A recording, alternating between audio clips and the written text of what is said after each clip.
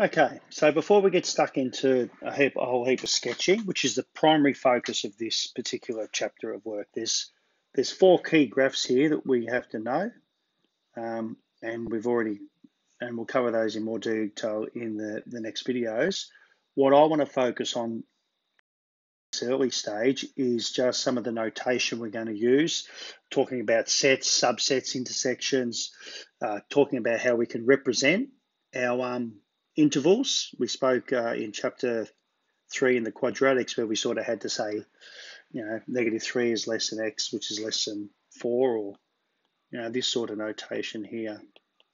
So we're going to talk about that interval notation and how we can make use of it in describing sets of numbers.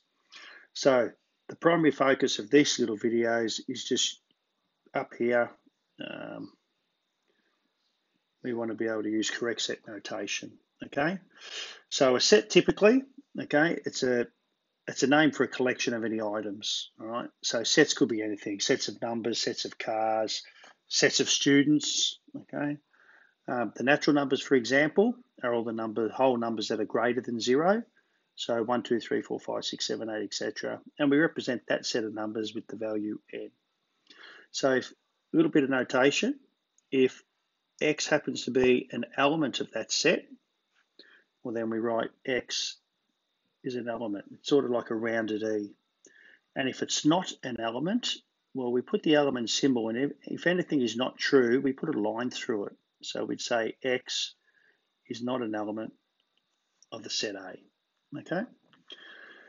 So for just example, list the elements of the following set. If x is an E, x equals, so let's talk about how to read this sort of statement.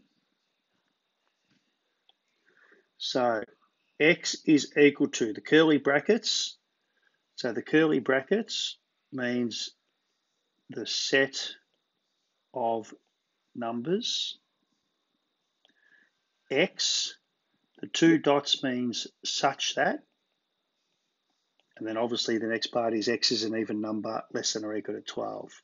So we'll say x is equal to the set of numbers, even numbers less than or equal to 12 are 2, 4, 6, 8, 10.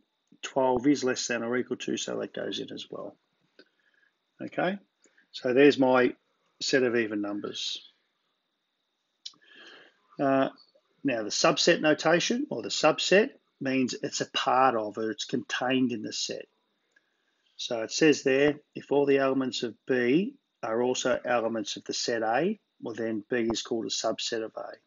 And we write that notation: B is a subset of A. In other words, B is contained in A. All right, or A contains B. All right, so for example, let's have a look. If A is equal to the set 1, 2, 3, 4, 5, and B is the set 2, 3, 4, well, there's 2, 3, 4. So we're saying that B is a subset of A. Okay, reasonably straightforward. So it's really just a case of getting used to the notation, and we've got sort of 12 months to get used to it. Intersection.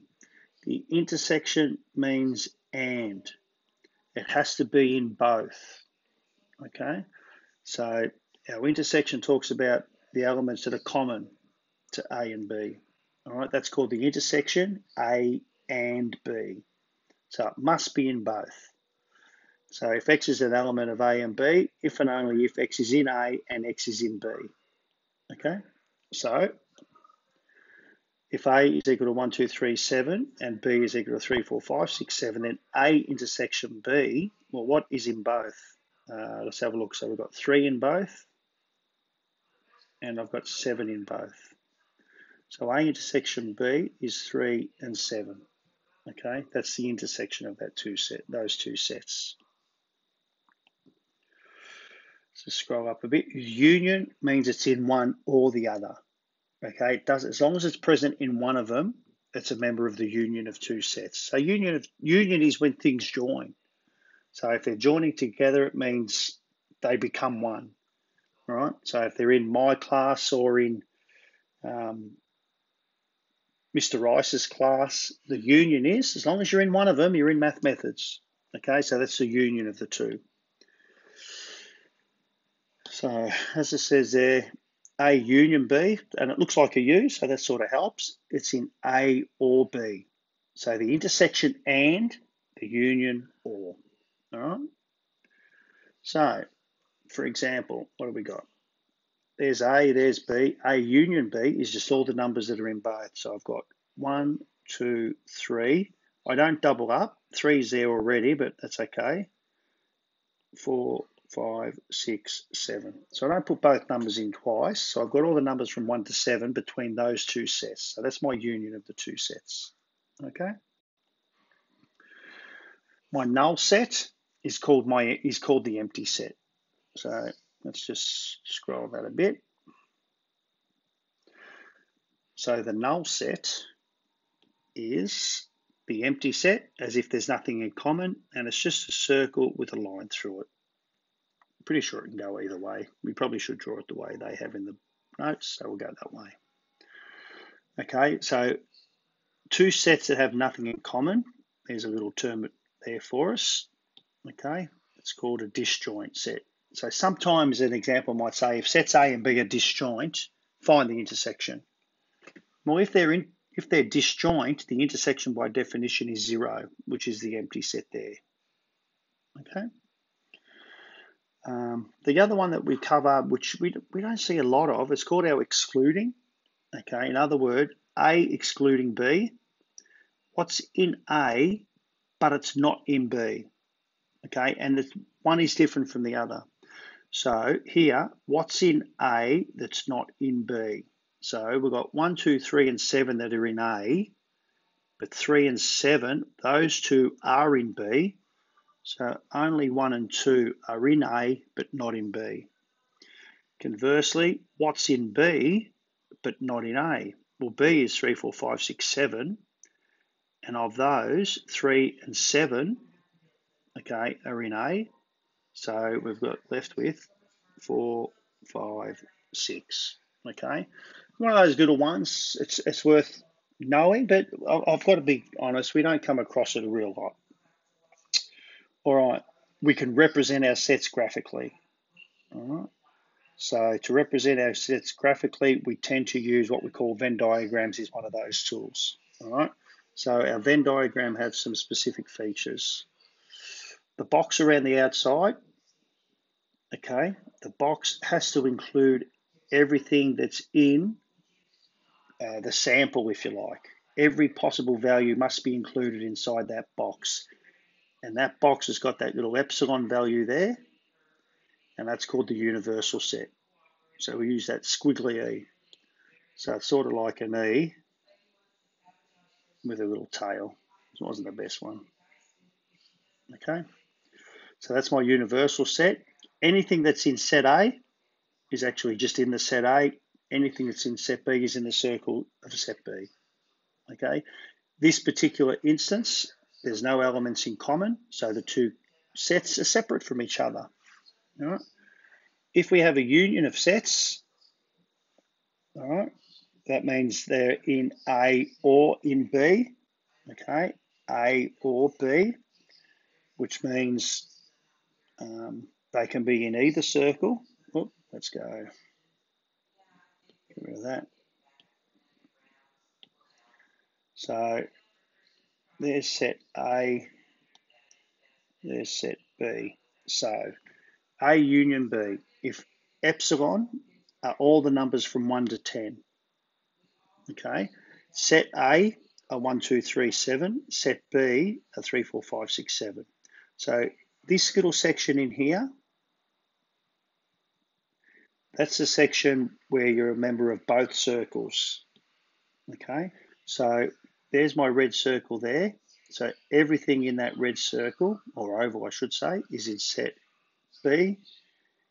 Everything in the blue circle is in set A. All right, and the overlap, you're in both. So clearly 3 and 7 are in both. So we put the ones that are in both first. So let's concentrate on the blue circle. The blue circle has got 3 and 7, which I've put in. So 1 and 2 are out here. The red circle, 3 and 7 that I've put in, but I've got 4, 5, and 6 out here. Probably don't need the commas, to be honest. Get rid of that comma. So there's 4, 5, and 6 there. Now let's have a look what numbers are missing. I've got 1, 2, 3, 4, 5, 6, 7, 8, 9, and 10 are in neither. So we put 8, 9, 10 out there. Okay, so that's my universal set. And there's the numbers from 1 to 10 represented in the sets as required.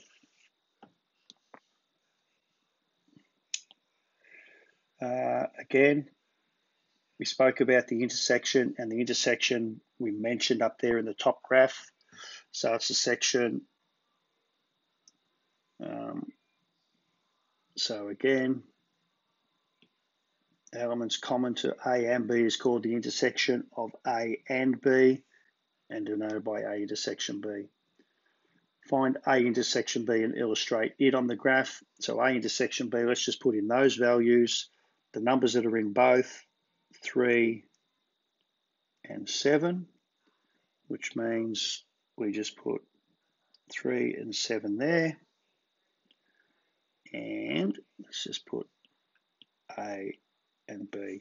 So that's the intersection, which you can see from above. And obviously we will put the other values in there if we had to. All right. Complement. Complement's another, I guess, common phrase and a common term that we use in our set notation, and in particular when we get towards our probability study. So the complement of our sets, so is everything that's not in A. So the complement of A is referred to as A dashed. So we actually physically call it A dashed, and it's all the members that are not in A. So we call it A dashed, and we use that notation. So if the universal set is 1, 2, 3, 4, 5, 6, 7, 8, 9, and A is 1, 2, 3, 4, 7, then A dash are all the values that are not in A, but are part of that universal set. So 1, 2, 3, 4, 5 is not present, 6 is not present, 7 is, 8 and 9, okay? So what we find is, if I add A plus A dashed, we should get everything, all the values, okay? We get everything. All right, so let's have a look at example 3. What are the key words? There's my set of numbers from 1 to 12. I've got multiples of 3 for A and B are even numbers. Show these on the Venn diagram. Okay, so let's get to a pen. That's A, that's B. So first things first, B are even numbers. So in here, I'm going to put even multiples of 3. So 3, 6, 9, 12. Yeah, so the multiples of 3, I've got 3, 6, 9, 12. Even numbers, I've got 2, 4, 6, 8, 10, 12. So I've done multiples of 3. I've done the even numbers. What numbers are missing? I've got 1, 2, 3, 4, 5, 6, 7, 8, 9, 10, 11, and 12's there. So that's these sets on the Venn diagram, which means, let's have a look at the answers if you like. A dashed is everything that's not in A. So everything that's not in A are all the values outside of it. So if A is only 3, 6, 9, 12, A dash will be 1, 2, 3, 4, 5, 6, 7, 8, 9, 10, 11. There's A dashed. So B dashed, if B is all the even numbers, B dashed has to be all the odd. 1, 3, 5, 7, 9, 11.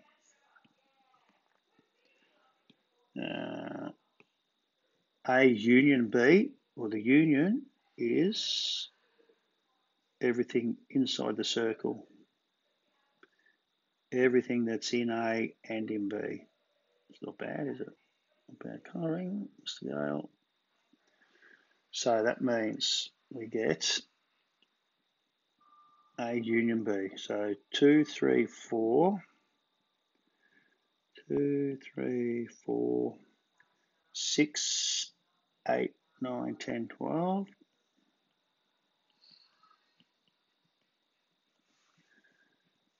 I think that's everything. 1, 2, 3, 4, 5, 6, 7, 8. 1, 2, 3, 4, 5, 6, 7, 8. What numbers that up? So A union B dashed. So what's that saying? That's saying everything that's in A union B not. So in other words, everything not in A union B, which is, of course I won't do all this area outside. Oh, doesn't matter. So there's my A union B dashed, which is everything not in A union B, which is 1, 5, 7, 11. Set of numbers 1, 5, 7, 11. Then finally, A dashed intersection B dashed. So it's everything that's not in A and not in B. So it can't be in A. So if you like, everything that's not in A are those, let's highlight, those numbers there are not in A. Those numbers there are also not in A. So that's everything that's not in A, but it also has to be not in B. So not in B means I have to take out these ones because they are in B, so I can't include them. Which leaves me with 1, 5, 7, 11.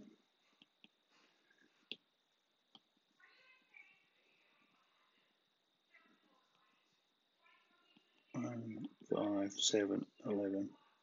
So you can see that those two are actually the same thing, and that's actually true. So there are going to be some different ways you can represent different sets of numbers. All right, let's keep moving. It's going to be a long one. What are finite sets? Okay, finite sets are when all the elements of a set can be counted. So we have infinite as a term, which goes on forever. Finite, I should say, can be defined. All right. So months of the year is a finite set because there's 12 of them. Okay, and so the number of elements of a set will be denoted by the mod A, it's a mod symbol, okay? Or we sometimes write the number of elements, oops, probably that one. The number of elements, okay? Infinite sets are sets that are not finite. Okay, for example, the set of all the real numbers go on forever.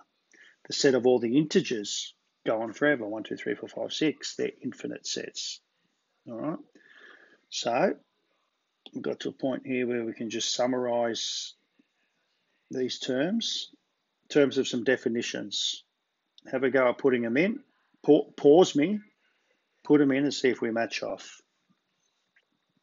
All right, hope you had a go. The element, sort of a backward E. Union, U. Subset, okay. The null set is a 0 with a crossed line through it. Intersection is and it's sort of like an A. So they're the terminologies. Now, sets of numbers is something that's really important for us. And we can define our sets of numbers in a range of different ways, okay? So it's not crucial you remember all the different terms, but we've got to know the different ones. Real numbers is any number you can think of. Fraction, decimal, surd, pi, even number, odd number, negative number, everything you can think of is a real number. Natural numbers are the positive whole numbers. Counting numbers, you'd say. How many things occur in nature? 1, 2, 3, 4, 5, 6. The integer numbers represented by the letter Z.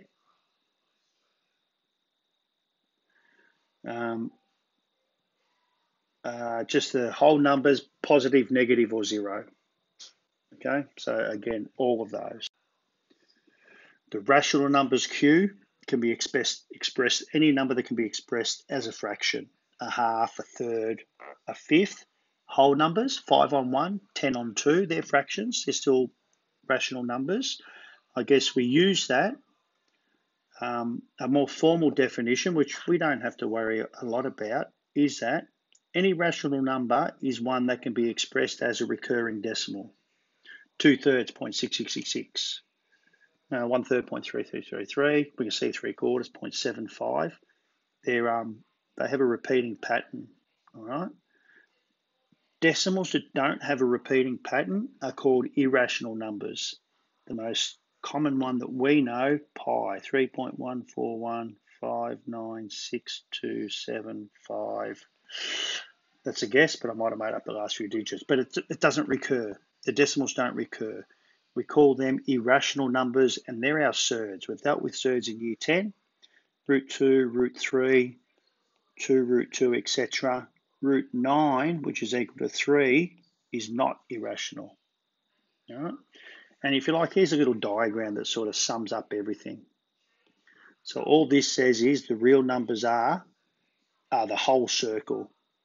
And then our rational numbers Q fit inside the circle.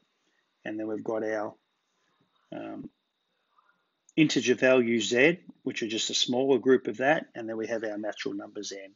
Okay, so the key ones for us really is R.